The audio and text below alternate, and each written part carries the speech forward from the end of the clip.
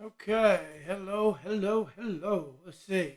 Let me get things ready here so you at least can hear me. So I'm glad to be back doing another vlog here. Today we're going to talk about a subject. It's called Histrionic Personality Disorder, HPD, Histrionic Personality Disorder. But before we begin, I want to read scripture.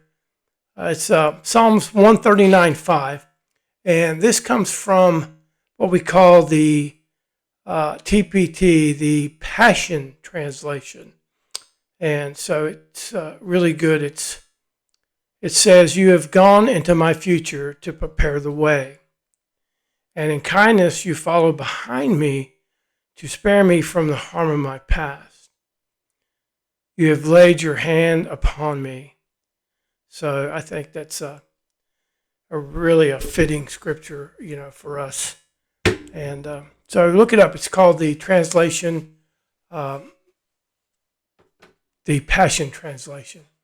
Okay, so histrionic. Histrionic is the last personality condition in the cluster B, what we call the dramatic erratic personality conditions. And to say the least, histrionic is erratic. And we're going to describe it and lay it out. But excuse me, before I begin, I want to just do a really quick review here on what we've covered so far in the personality. So we have three personality clusters. Okay, there's A, B, and C. Cluster A is what we call the autocentric, and it includes schizoid, schizotypal, and paranoid personalities. So you can see where that's autocentric. And then cluster B, the one we're finishing up, is we have four of them. We have antisocial, we have narcissism, we have borderline, and then finally histrionic. So if you watch the antisocial vlog, the one on antisocial, I broke it down into psychopathic and sociopathic and Machiavellianism. Now, cluster C, the last cluster, which we haven't done yet, is what we call the anxious fearful cluster, and that has dependent, avoidant, and what we call OCPD, which is obsessive compulsive personality disorder. This totals 10 personality disorders or conditions, as I like to call them. I label them conditions because any form of personality, whether normal or abnormal, is enduring, and it typically does not change much over time and across situations. Whereas, disorders, they'll wax and wane over time, and they're not consistently used or applied across time in different environmental situations.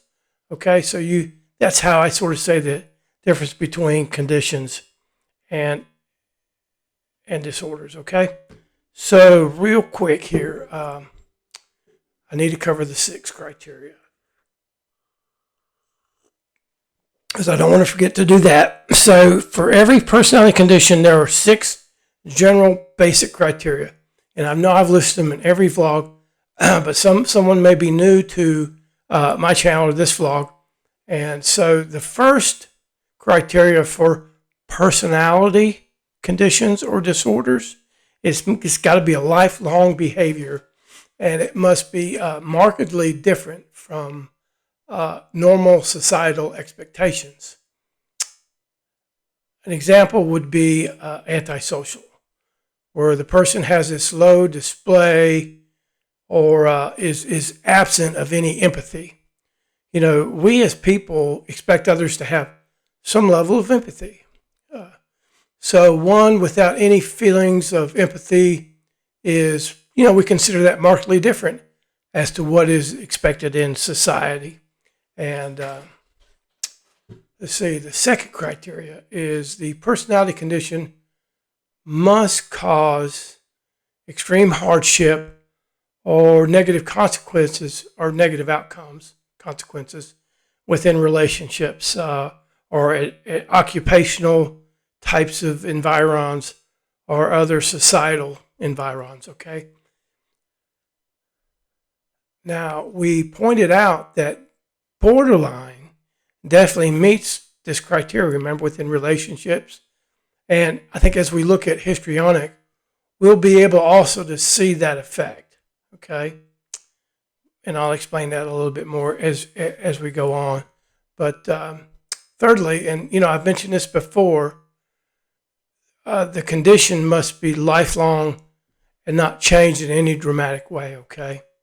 So that's the third one. The fourth one is, I can just repeat these things, I've done so much, is the criteria is a personality condition. We got to be able to trace it back to childhood or to adolescent behaviors now. With histrionic, it's a little tough because normally it becomes noticeable in late adolescence, and it can be confused with some developmental milestones in late adolescence. Like, you're getting out on your own, you get your freedom from your mom and dad. So you may act in certain ways that you didn't act before, and show these things we're going to talk about just because of that newfound freedom, okay? And the fifth, these personality disorders cannot be attributed to a disorder like a major depressive disorder, bipolar disorder, or an adjustment disorder, okay? So those disorders, they're, like I said, they're fleeting, or they're episodic. So they're periodic in those symptoms, and typically they can wane and wax over time and treatment. And so again, that's what we call episodic. See, personality is for a lifetime, okay? It's just something that it doesn't change much. It stays the same within our lifetime, and then it stays pretty consistent over different situations that we encounter. Now, the last criteria, the main criteria, is the condition, one of the 10 we've talked about, or going to talk about, cannot be attributed to external chemical or toxic substances, okay? Because, that just temporarily, that just will change changes your behavior. So we're going to get into, I think that's all I got to say about that. So we're going to get into histrionic side here. And what I find just so interesting about histrionic is there's a lot of similarities between borderline PD, but they don't quite meet the criteria for that condition. And also the history of this condition is just so interesting. And I want to tell you that story is pretty good. Histrionic comes from our word hysteria, of course. And Freud, he described hysteria as completely a female condition. So, which today, it's a sexist view. But you also got to understand, he mostly counseled women. Very seldom did he have men, because in those days, men, they just didn't go to counseling or any mental health unless they were institutionalized, okay? So what, he saw and he believed to be true was hysteria was this neurotic presentation with what we call psychosomatic implications. So ladies would have this emotional dysregulated state, and it could be like this hypersensitivity toward the emotional realm, be hypersensitive, what we call a very emotional, high emotional state, or they could be depressed, what we call a hypo expression of emotions, hypo being, less, and hyper being more. And you couple this with physical ailments, things like IBS, idiopathic pain, such as fibromyalgia, loss of motor coordination, speech impediments. These are a few. We can even visual things, pain in different places. It's that psychosomatic sort of presentation, but the pain is real. The IBS, the irritable bowel syndrome, it's real, okay? It's not something that's fake. So, Freud called this hysteria, and he got this from the early Grecian writings of Aristotle, Plato, Socrates, and what he thought was, what they said was this presentation of hysteria, it generated from the uterus. Okay, so our early philosophical writers, when they were commenting on these psychological maladies, they attributed them these emotional dysregulated abnormalities as engendering from the uterus. Just let that sink in a little bit. So, believe it or not, but that's where we get the removal of a female's uterus. It's known as a hysterectomy. Pretty wild, huh? So there's a lot, there's a lot of history with words. But as we shall see, hysteria, namely histrionic PD, is a condition that is shared equally between both females and males. Okay? All right. So our previous vlogs that we've had, what we've done is we're going to discuss what the symptoms look like in everyday life. I'm not going to read out of the DSM-5. Then we're going to follow it by a discussion of etiology, or what we think causes this personality condition, and then go into these treatment options. But the main point for histrionic is, remember this: drama, drama, and more drama. Have you ever met the person who just can't leave well enough alone, but they love to stir the pot in order perhaps to get some reaction? It may be in their life, their family's life, or just generally out in public, like work, school, or recreational outings. HPD, I'll be calling it HPD, Histrionic Personality Disorder, it's known as the light version of borderline personality disorder, BPD. But the difference between the two is BPD has a very marked symptomology of this real, perceived, or imagined fear of abandonment. Hopefully you can remember that. It also has this criteria of what we call libidity. So if you remember, it's this hyper switching of emotional regulation or dysregulation. And then also within BPD, the relationship construct, how this person with BPD sees their mate or the other person. At one moment, it idolizes and the other party, and soon we see this devaluation of their worth. Okay, so those were the three big ones out of BPD. But with HPD, it is drama, drama, and then some more drama. But with that, and this will be a telltale sign, is it has this sexual or this libidinous sort of overtone.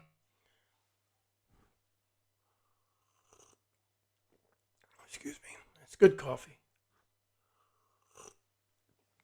My wife just made it fresh. Good stuff.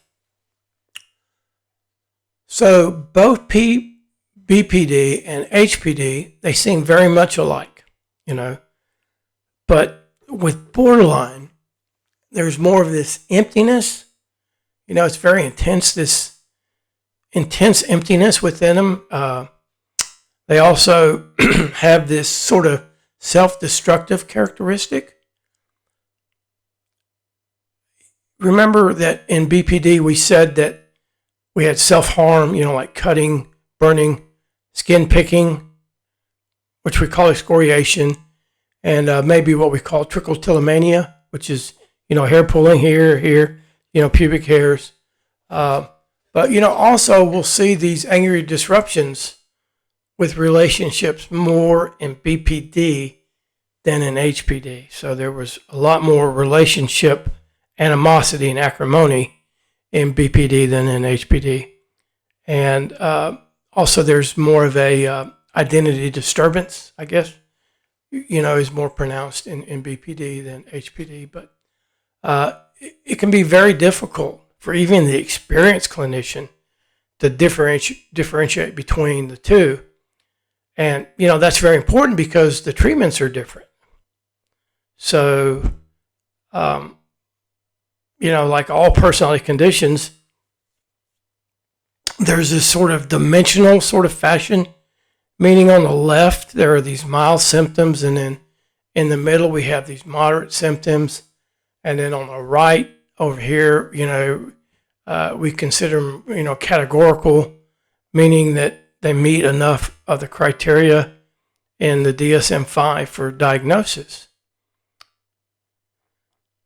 So it takes there's 8 criteria in HPD. So it takes 5 out of the 8 to what we call meeting a clinical diagnosis. Now, someone who has like we consider mild and moody, may only have like 2 symptoms present. And, we get into this moderate or theatrical, we call theatrical, is that might have 3 or 4 symptoms. And we view this as subclinical or subsyndromal presentations. Syndromes, we say subsyndromal, meaning the syndrome of it, it's below that. So they don't quite meet that categorical classification for histrionic, remember, which is 5 out of 8. But now I've had a client who had 7 of 8. And, that's what we consider to be severe and disordered. So they do, sometimes you will see that occur.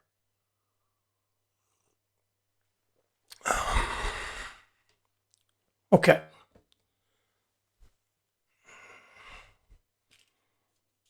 Okay, I covered that. All right. Now, so as we said, this person must have this pervasive pattern of excessive emotionality and attention seeking. Again, we say think drama, drama, drama. It's going to begin in early childhood, which is around the early 20s for HPD. Remember, I told you it's kind of hard to go back into childhood and adolescence. So, but it's going to come out in this variety of contexts for us. These contexts or these symptoms, those are going to sound familiar to both borderline and toward narcissistic, okay? So there's some overlap, between these clusters. But, before I get into that, I want to kind of go into what those that are suffering from histrionic, I want to make something clear, before I get into all this, that, remember, Freud saw it as women. Well, what we've realized is just as many men display this personality condition as do women. So it's about a 50-50 split. Whereas if we look at antisocial remember that was psychopathic, sociopathic, Machiavellianism. Men, it's more prevalent with the men. But when we go over to borderline, we see that's assigned more to women in clinical diagnoses.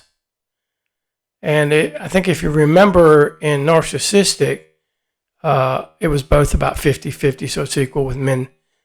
They tend to be more grandiose, and women tend to be more of this vulnerable display. But, if you have any questions or are not clear, just, head back and take a look at those and watch those vlogs because, you'll see a lot of overlap between narcissistic, borderline, and histrionic. Okay. All right. Well, we want to take a look at our criteria here now. I'm going to try to give what it looks like in every day, and I'll show you what it looks like in the DSM-5. Here, I've got it just to show you what it looks like. But the first criteria that I want to talk about is the person gets anxious, when they're not the center of attention. I know that sounds like narcissistic, and they can do this in a variety of ways of being loud or wanting to dominate the conversation.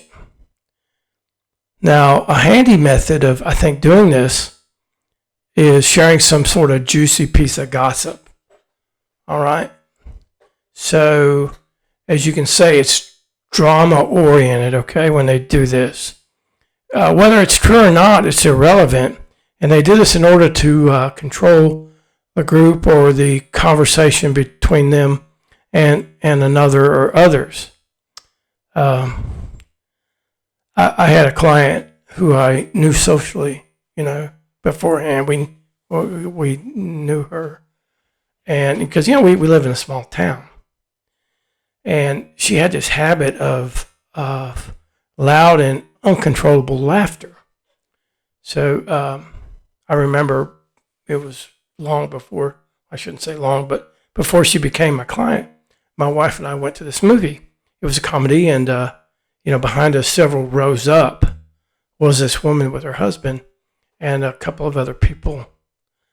But there were times during the movie where she would just erupt in this nonstop laughter, loud enough for the entire theater to hear. I mean, we heard her, and it became very distracting to where we couldn't hear, the next. And it was to that point to where my wife and I, we just left and returned to a later showing. These behaviors are theatrical and disruptive in nature, okay? And they can sabotage relationships to the point of where the other person tries to avoid interacting with them. It can be spousal, friends, acquaintances, okay, when I say relationships. Another example I want to talk about is called catastrophic exhibition. And what I mean by this is they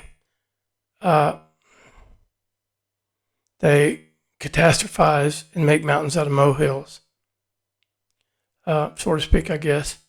And they tend to hang on this narrative for some time and tend to build a story up much, much greater than it actually was experienced. They embellish. It's a tendency to fabulize, make up stories. They also tend to have strong opinions that really can't, back up. They can't back up or give this supporting evidence as to why they believe the way they do. Okay? So I got a little ahead of myself here. Check my notes and make sure. Yeah. With these strong opinions that they don't have a lot of evidence to back it up. Their reasoning may be, disjointed and superficial in that. Um, you know, I'll just give you an example. I had a patient, a client who would refer to his friends as being his best friend forever, his BFF, when in reality, they were just associates. Okay. And when I kind of pressed him and wanted some background, he couldn't really give relative details about him, just what I consider very overly simplistic, descriptions of what they did, what made him so, and about, information about his friends. Okay. Now, this next one is very important here. And what this behavior entails, it's a very sexual or seductive overtone is presented, which we can consider provocative, in nature. This is what I call a telltale symptom and very much associated with HPD. And it's really, I use that a lot to differentiate between borderline and histrionic.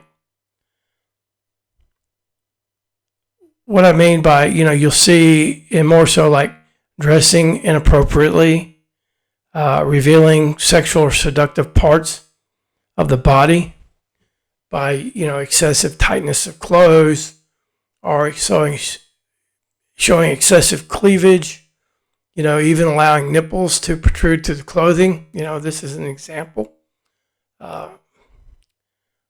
Sometimes they'll wear excessively tight pants, revealing the outline of the vagina or the scrotum. I had a client who came to sessions the first couple of times with excessive cleavage showing. And of course, that was inappropriate. But once we got the therapeutic relationship where it needed to be, that was addressed and remedied. But also, I want you to know that drama was a big part of her condition too, okay? So she had these symptomatic indications of histrionic and was diagnosed accordingly in that.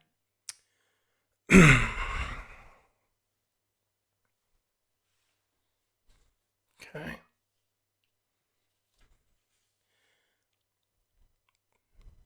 This is a form of vanity that is used to draw attention, to themselves, or it's an excessive concern for physical appearance. Now, this is away from the sexual or seductive displays and centers more on loud and exaggerated clothing, I guess.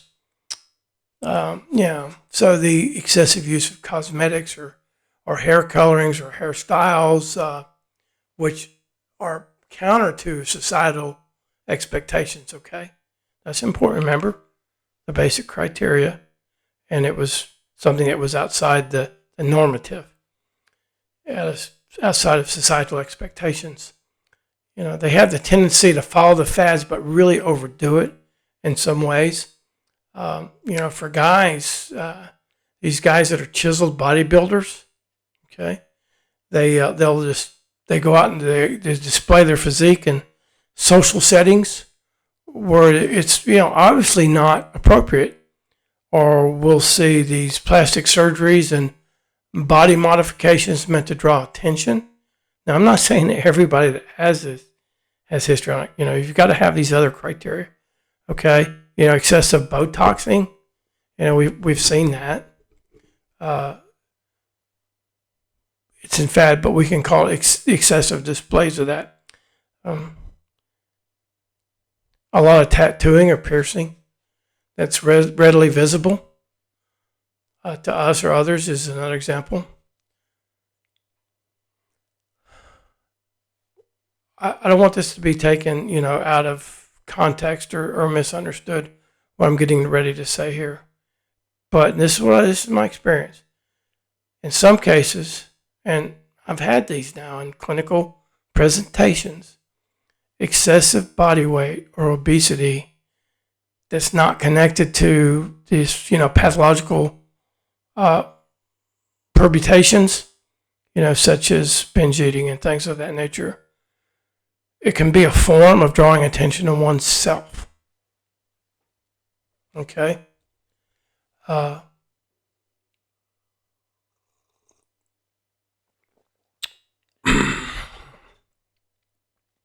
When there's when there's this morbid obesity, and these skin tight pants that, reveal orifices. And everybody's thinking, well, okay, there's a normal day at Walmart, right? Yeah. But I want you to understand that these symptoms I'm describing, they are unconscious expressions, but yes, they occur almost in this conspiratorial way to draw attention to themselves. But the deeper action is unconscious, okay? And I'm going to explain that, when we get down into the etiology part of this vlog.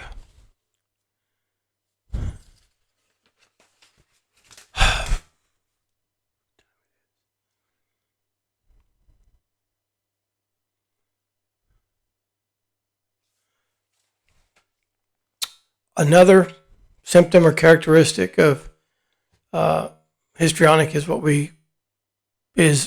a very shallow way of expressing emotions or showing shallow emotions. I call them disingenuous or unctuous display of caring. They're going to use flattery as a way to get your attention. Flattery, which really it's not really meant in a true form. They may even give you small gifts at times. Okay? And what I've seen too is when they share their sympathy or they try this empathetic display, it's superficial. And I'm going to explain this and how I can tell. Because what they're trying to emote only comes out in language. If you pay attention with those that you think have histrionic, suffer from it, they don't have matching body language with what they're saying. There is no empathetic or sympathetic countenance with their facial features. No shocked or concerning eyes. Their shoulders don't drop. They don't extend a touch or caress or, lean forward for closeness and proximity. And what I noticed too is, this is big for me, the respiratory doesn't get up. Their breathing remains normal. It's not interrupted by pants or holding a breath and that. And sometimes their speech, their prosody, what we call the prosody, the rhythm of speech, is kind of off from what one expects.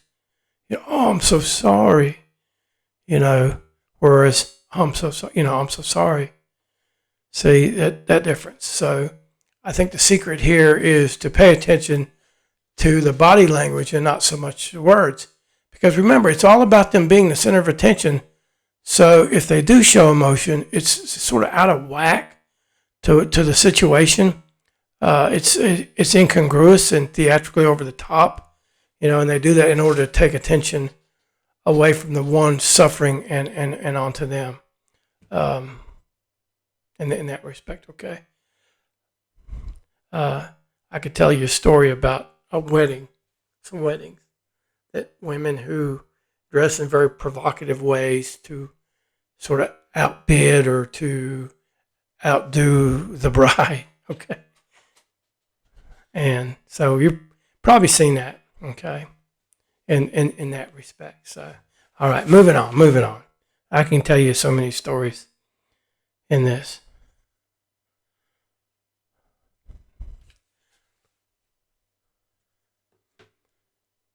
This is one that I kind of experienced somewhat in my professional life among my peers a little bit, and it's what's known as pedantic displays, or the excessive use of learned or impressionistic language, which is not it's not necessary and really does not make a lot of sense to those who are listening. The use of big words, that's when it's not appropriate for the audience or social setting. It's a pedantic display. Now, as a psychologist, we write in a lexicon that is very academic. So, but that fits our audience because we're writing to each other. So we can say with 2 words what it may take 10. And we're taught to write that way, and we're expected to write that way. But have you ever known somebody in a normal social setting who really doesn't have an academic background? They'll use words that will leave sort of everybody like dumbfounded. What I call a walking word dinosaur, right? A thesaurus. But so the use of just language, but not only that, but the use of excessive language, which is beyond what is necessarily what is needed, and it's self-serving in that, okay? So this symptom of histrionic is someone who uses a style of speech to impress others, but it lacks the details or the relative understanding that goes with it. Now, another form that's kind of morphing off of this is somebody that they're like this walking encyclopedia knowledge. They're this walking human Trivial Pursuit game. They'll find an opportunity to expand the conversation into a display of their knowledge on whatever subject, and they'll actually hijack the exchange into a lecture so detailed that no one can get a word in edgewise. I always think of Cliff Clavin on that old show Cheers.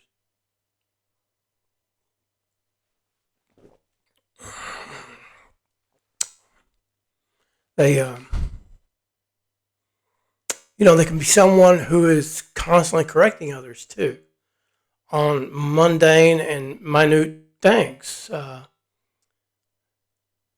using a lot of my clients as references here, but I had a client which, I had to be precise with him.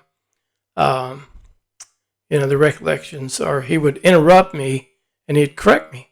I remember the example, it was a previous session we had, and he had a really nice teal shirt on. But I said, I commented, I said, hey, that shirt you wore last week, that blue-green shirt was real nice. And of course you had to correct me and say, no, it was teal. So, yeah.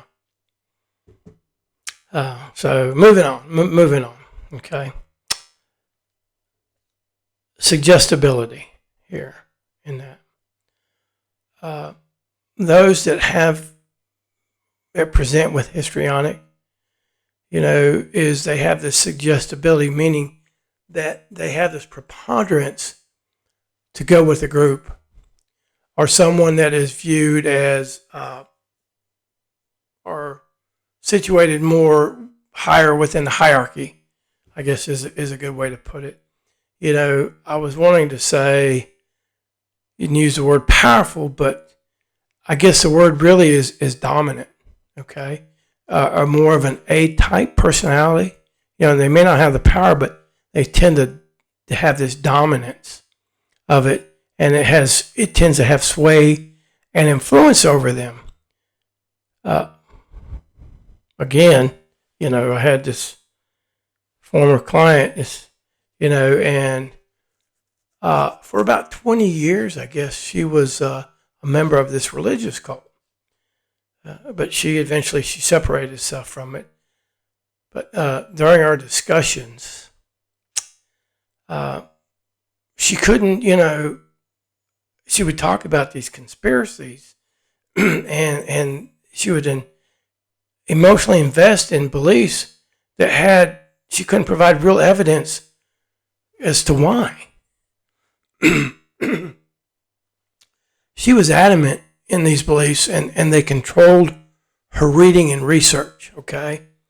So what we may see is a person, they get into trouble.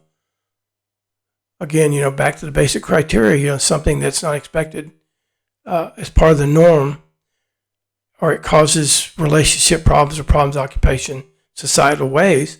They get into trouble because they associate themselves with the wrong person who has this dominance or this crowd, and they can't say no to the suggestions of others. Something that goes along with an earlier symptom that we talked about, but it also fits here, is this tendency to jump quickly into intimate relationships. Okay? If you remember, someone with HPD cannot give you a detailed reason as to a strong opinion. See how they sort of fit together there a little bit? In this case, they hook up, when I'm talking about relationships, and commit easily without being able to describe in rich language why they are intimately involved with this person or this group. But they're convinced that this person is right for them. It's almost like that borderline presentation, that symptom of what we call idealization and devaluation. They idolize it first and then turn around and they'll devalue real quickly. One minute you're Superman, Superwoman, and the next you're just this sort of flotsam or jetsam to the world. So that's why we refer to HPD as BPD light. You'll hear that a lot because it looks so much like it, but there's some things that differentiate that we've talked about. It's because they idolize and commit rather quickly without this ability to concretely explain the attachment. And again, they visualize a relationship to be more intimate or closer than it really is. And they will, with this excessive emotionality, fawn and regard the other in glowing accolades, which, I'm sorry, are just glib and superficial. There's really nothing there, okay, on that.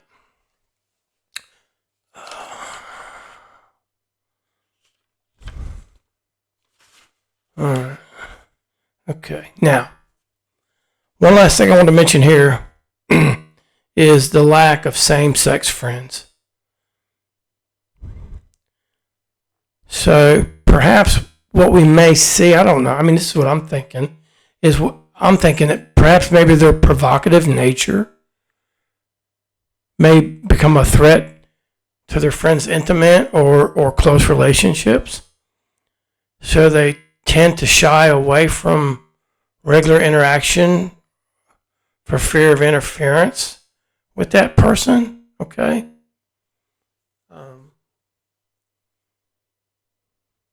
They don't want the other person, if I have a friend or an acquaintance with histrionic, I may avoid them because I don't want them to take away, my girlfriend or maybe, steal my other friends. Is what I'm trying to point out here in that way.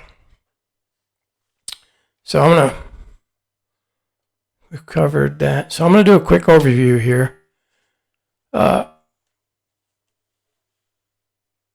For someone suffering from HPD, they might present themselves in this consistent manner across time and, across situations.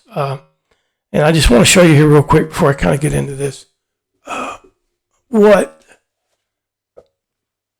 Excuse me. This is DSM-5 here. And on page 667 is the histrionic personality disorder of what it looks like. And there are 8 criteria, but it goes through and it talks about these in greater detail. The diagnostic features and associated features supporting diagnosis and all that, okay?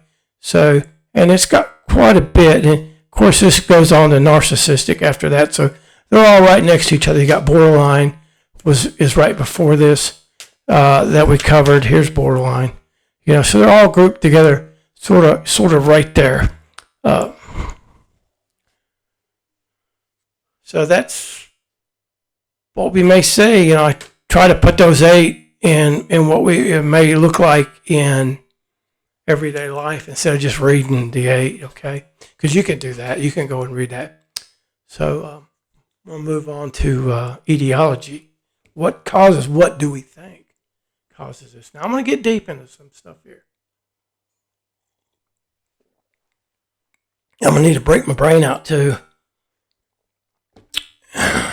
if I stay with my notes. Okay. All right. Etiology. What causes, or what do we think perhaps causes this?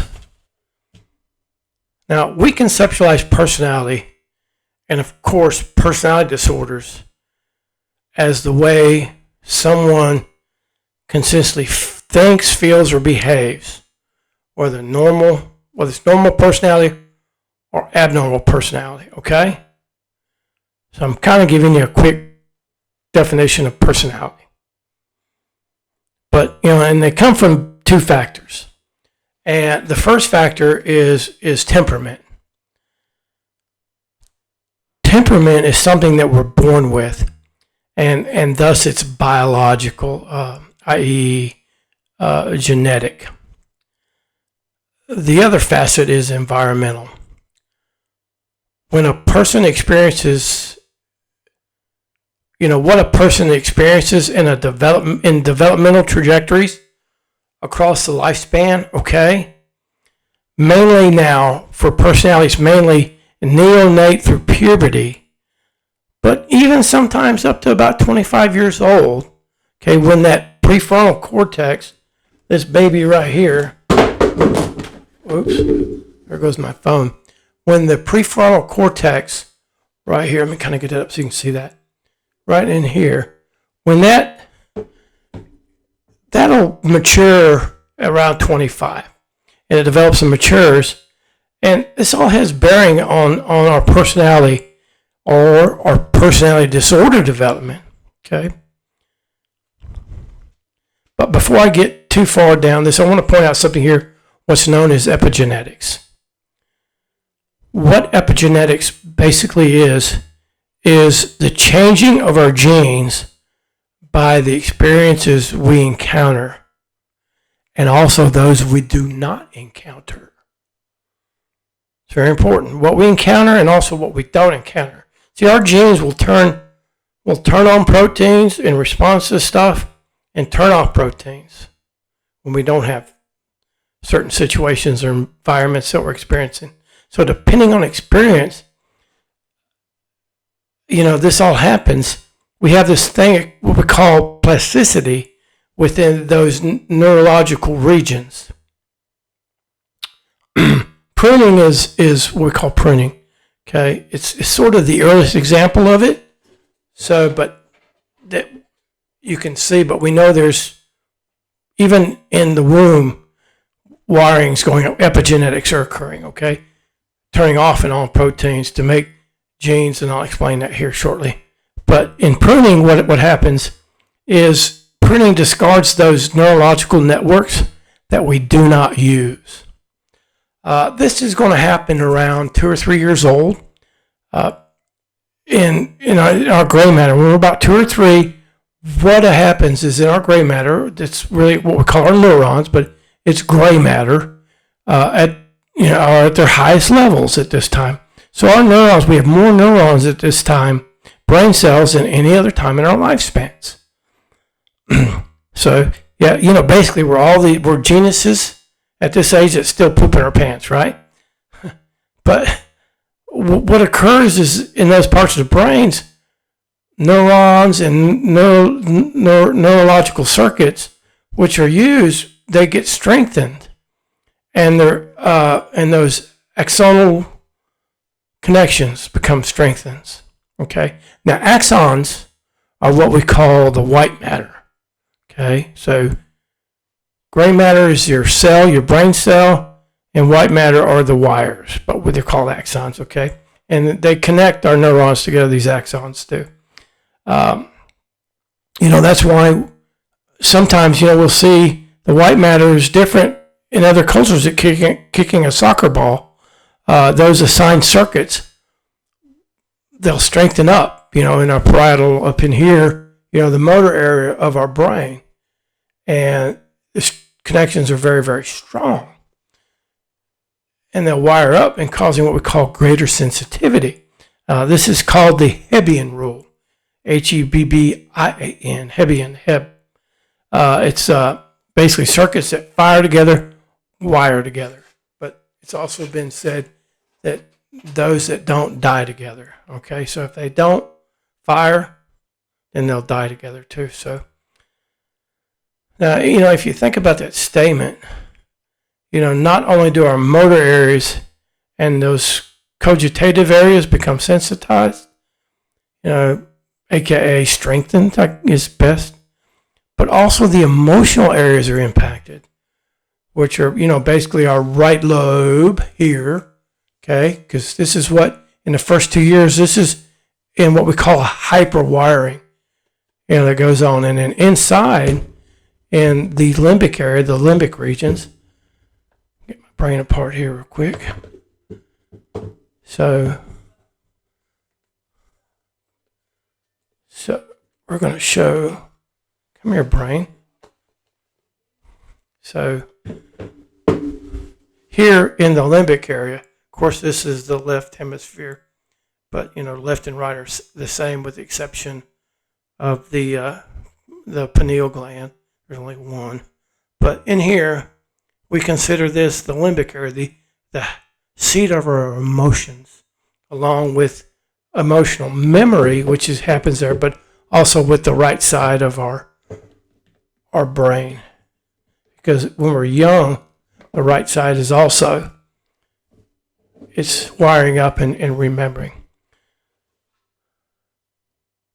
So, given certain temperaments and what the child experiences in their early developments, it can cause a sensitizing as well as an anesthetized areas. So emotionally, some of us are more sensitive to matters, where some are anesthetized, and they seem more flat, or what we call alexithymic, where they cannot properly demonstrate affect, emotions, nor can they describe accurately what they're feeling. So both of these sides, the emotionally uninhibited hyper type, or the alexithymic, the hypo type, or, they're products of nature or nurture. And, what I mean by nature, and by nature is basically biological, and, nurture is environmental. So I think I just used that term just now. So remember, we're talking about epigenetics.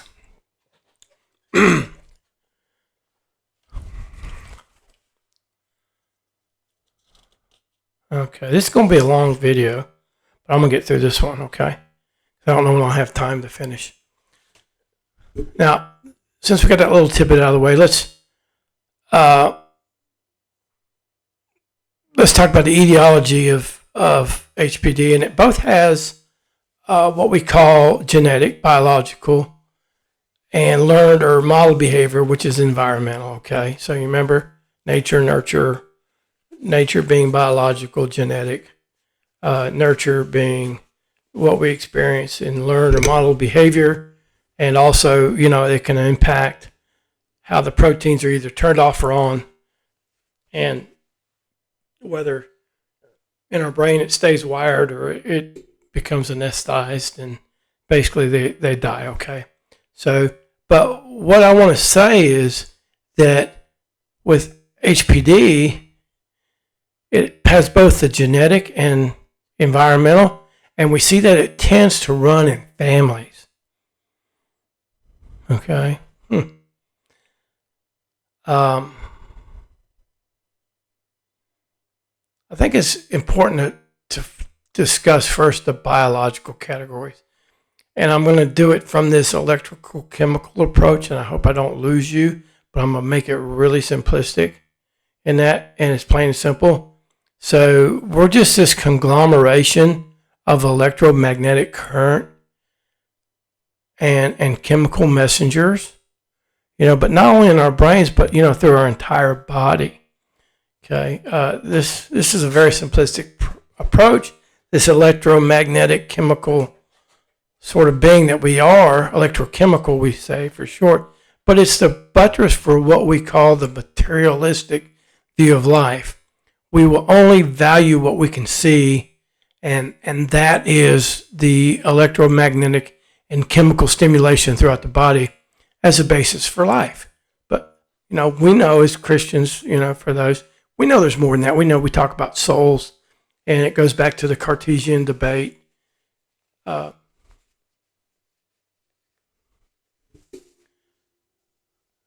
But, when we look at biologically, we know that those suffering from histrionic, they have this highly responsive noradrenergic system, which releases the neurotransmitter norepinephrine. Now, we have adrenaline and noradrenaline, okay, that works in what we call our endocrine system, the body proper in that respect. But in our brains, we call it epinephrine and norepinephrine, which works as a neurotransmitter. So, let's not get them confused. So I'm going to be saying norepinephrine for brain, and if I talk noradrenaline, of course, that's for the endocrine system. Basically it's where our chemicals flow through our body for that.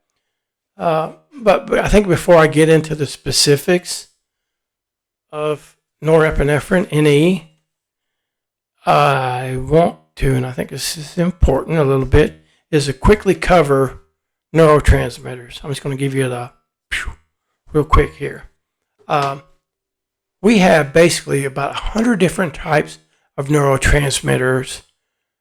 They're called neurotransmitters, neuropeptides, or neuromodulators, okay? And their classification is determined by size and mechanism of action. And they'll fall into either one of two categories: excitation or inhibition. One type excites and activates the neuron, and glutamate is the largest one of that. It excites the neurons, glutamate, or the other type inhibits, remember, or silences the neurons. GABA, G-A-B-A, is a great example of that. GABA, it's just short. We always say GABA, G-A-B-A. We don't say gamma aminobutyric acid. We just say GABA, okay? So, real quick here, neurotransmitters are the chemical messengers in the brain, which become released or are reuptook by way of polarity. Now I'm getting into the electromagnetic part of it, okay? Polarity, think of a magnet polarity, right? Positive, negative. These are electromagnetic variations. Now we have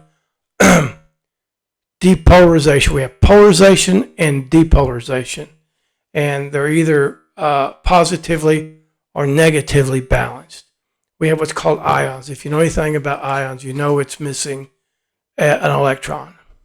Okay, so we have sodium, potassium, chloride, and calcium are sort of the big four in there. You know, they're either positive or negative. And when they cross the membrane of the neuron cell, the polarity changes from this polarized state. Polarized state meaning there's a negative here and a positive here, okay? And it's this polarized state is what we call a state of rest. So when it changes from a polarized state, it's called kindling, action potentials, or into a depolarized state. Now, the resting state, the polarized state of the neuron, is typically somewhere below negative 55 millivolts to minus 70 millivolts. And when those ions, remember, when those ions cross the threshold of the cell membrane, it becomes depolarized. And that gain, what we call gain, well, I won't get it, but that reading, when it gets depolarized, goes from that minus 55 to minus 70 all the way up to plus 20, all the way up to 110 millivolts, okay? And this causes the release of the neurotransmitters, neuropeptides or neuromodulators, but it's going to say neurotransmitters. In this case, norepinephrine in the synaptic cleft. This is two neurons here, and this is synaptic cleft, and it releases one, this is presynaptic, postsynaptic here, the receiving neuron, and it releases that chemical, and it causes this cascade of similar neurons.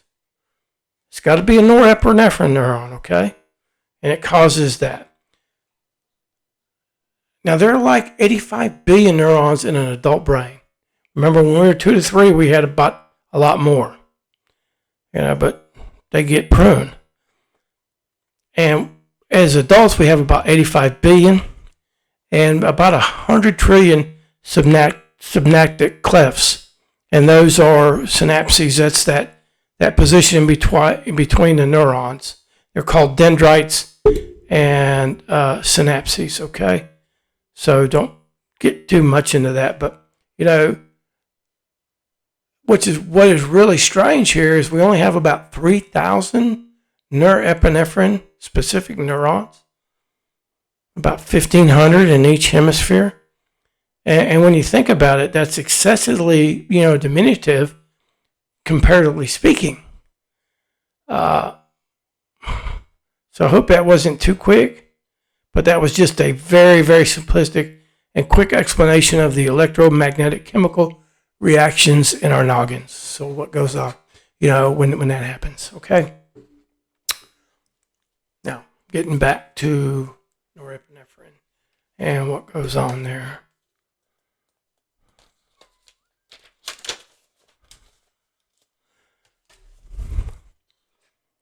Norepinephrine. It's used primarily, remember I said we don't think we have enough. I'm sorry. Too much. I'm getting ahead of myself with dopamine. Okay. So,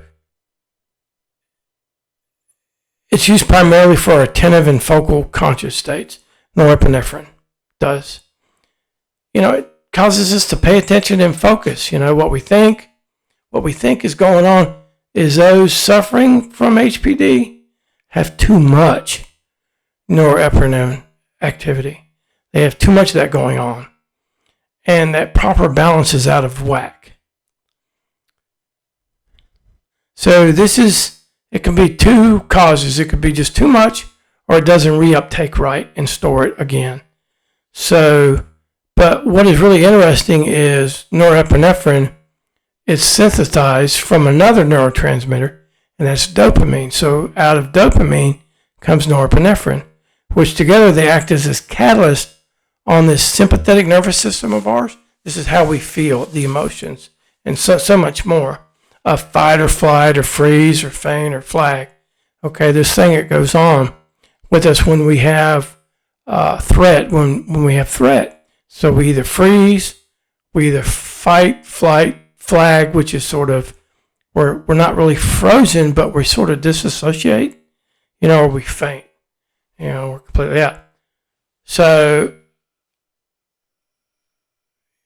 having said this, too much, and with the dopamine, you can't really focus and stay, on attention as much as you want to, because you want to look at stuff. You can see how this kind of plays in, perhaps in the ADHD too. Okay.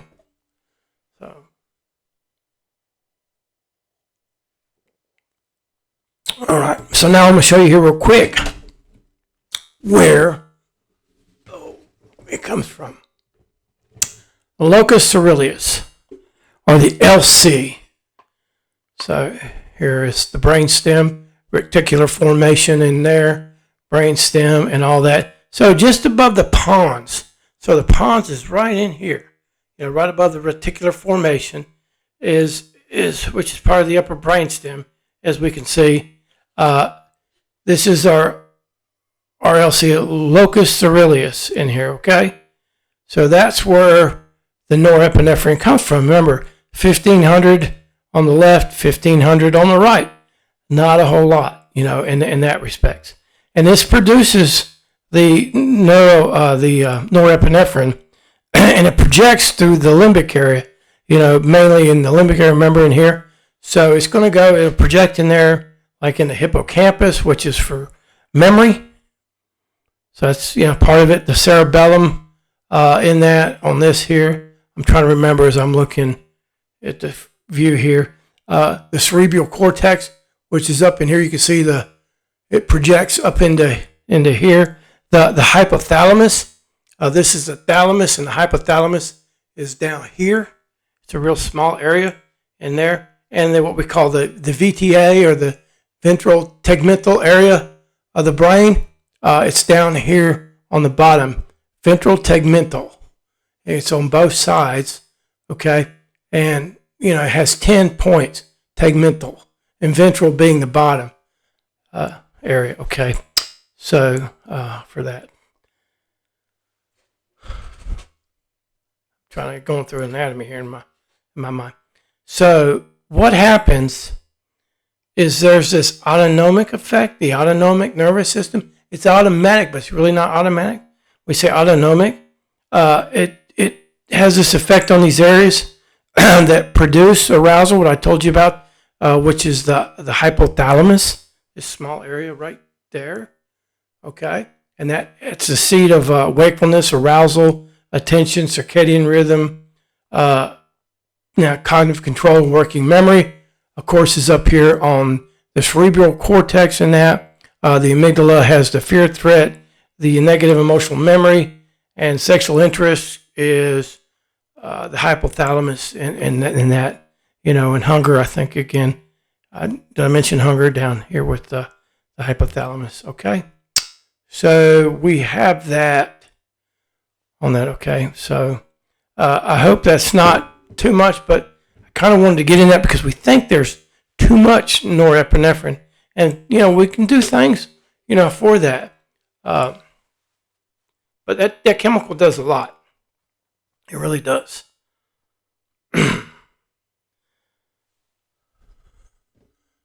So, you think about, we're talking about the norepinephrine. So, what happens when we don't have enough?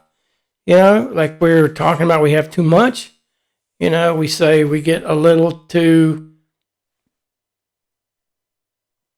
energetic in a lot of ways. So, we're going to have a lack of energy on all that, motivation, depression, loss of alertness, poor memory, just to name a few. So sometimes, you can prescribe an SNRI, which is called a selective serotonin norepinephrine reuptake inhibitor, to help with those shortages of NE, and they have different medications to help with excessive NE and that, okay. So, but that's the biological part of it. And I'm going to switch gears here, and we're going to get into the environmental aspects of it, okay? And that, so from what nature And nurture now is what nurture is bringing our way in this. So, the epigenetics part of it. It can cause our brains to change, producing that sort of description or that effect on norepinephrine. So I want to encourage you to think of etiology as this combination of both nature and nurture, and how epigenetics plays this tremendous role in psychopathology. It's just not one or the other, but it's a combination of both. Our brain will change. It changes our environment. Our brain changes our environment, how we react and interface with it. And, our environment changes our brain. Okay, so it's this reciprocity that we see that has it. I've had this saying I read years ago that biography, our story in our life, the biography of our life, it begets biology, right? It changes our genes, which will transform our behavior. But really, in reality, we can switch it around with any of the B's, word fitting anywhere. That behavior. Here, I'm going to show you this slide I made up for this.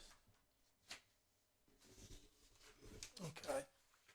So up top, in the middle, you see here I have the epigenetics part.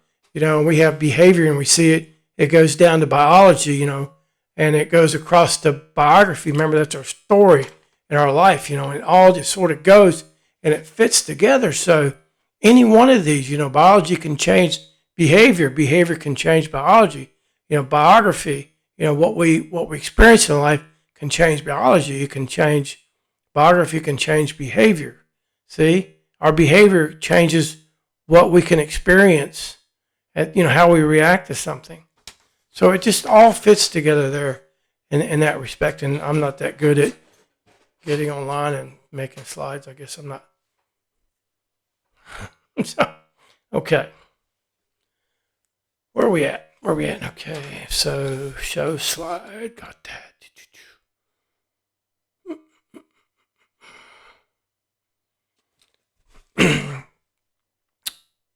So HPD may very well develop in childhood and sensitize, excite, or become easier to present, in developmental trauma. It may be a part of that in developmental trauma, especially if a child, they lose a parent to death, divorce, or separation. That seems to be the majority of those that are diagnosed with HPD have had that. They have the norepinephrine. They have a very libidinous sort of sexuality to them. We see that they are a product of a parent dying or a separation, that they don't ever get to be with that parent.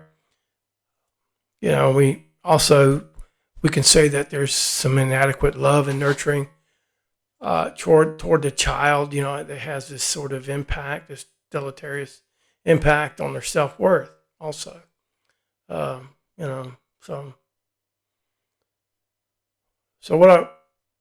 that's pretty much, I have to say about the environmental part. So we're going to get into the treatment of it here. And remember, I told you there's different treatments for BPD, for HPD, and even for narcissism. It's all different. So it's important to diagnose, correctly. But, with histrionic, what is important is it's a nuanced treatment, is that, together with the counselor and the client, they're dealing perhaps with this hypersexuality, whether it's intrinsically displayed or not, this catastrophic thinking, to producing one drama situation after another, disingenuous or unctuous relating, and almost narcissistic presentation, where the client is just, is not continually validated they get upset, okay, and that, what we call a rupture occurs with that sort of narcissistic presentation. If you're not always validating them, a rupture can occur. But, I think that's good. It's good that if you're in a healthy structure in a good therapeutic relationship, those ruptures can be repaired, and they get to see how to do that in a healthy fashion. But the biggest component for the therapist is to set boundaries, trying to keep all interaction within the clinical settings. Remember, they want to do things that are above and beyond what's normal, So, they've got that therapist and that client together, concomitantly, they got to keep working on recognizing these inappropriate emotional dysregulated states and these overreactions, and hopefully it'll change the thinking pattern of having to be this particular way to be accepted by others. Okay, in that. Well, I think that wraps it up for cluster B, dramatic, erratic. So with this last one, histrionic, it's probably the toughest. This cluster B is probably the toughest category to deal with for the therapist and to elicit change within the patient. It'll typically take years to help correct and heal the psychopathology within this cluster. But, it can be done, and it does. It will change how our brain is wired. Remember, behavior, biography, your life story, what you're going through can change biology. So we can change those. We can rewire and help to sensitize or desensitize, anesthetize places that are too active. So, I really, really hope you, and this kind of wore me out a little bit trying to stay, but I had some good notes I've been working on a while. But, I hope you enjoyed this vlog in this one. I've got my next one I plan to do is on suicide. I got the note for that. Hopefully I'm going to be a little bit quicker getting this out. But the suicide is just going to be there so you not only just recognize, but you can temporarily intervene with someone going through probably in what we consider the most preventable death we have as humans. So I'm going to tell you next time, Maranatha. If you need to reach out, you can reach me at agapecounselor.com. I'm sorry, agapecounselor@outlook.com. You can call, leave me a message, 256-599-0291. And hey, I am happy to help you out in any way, okay? So God bless you. And until next time.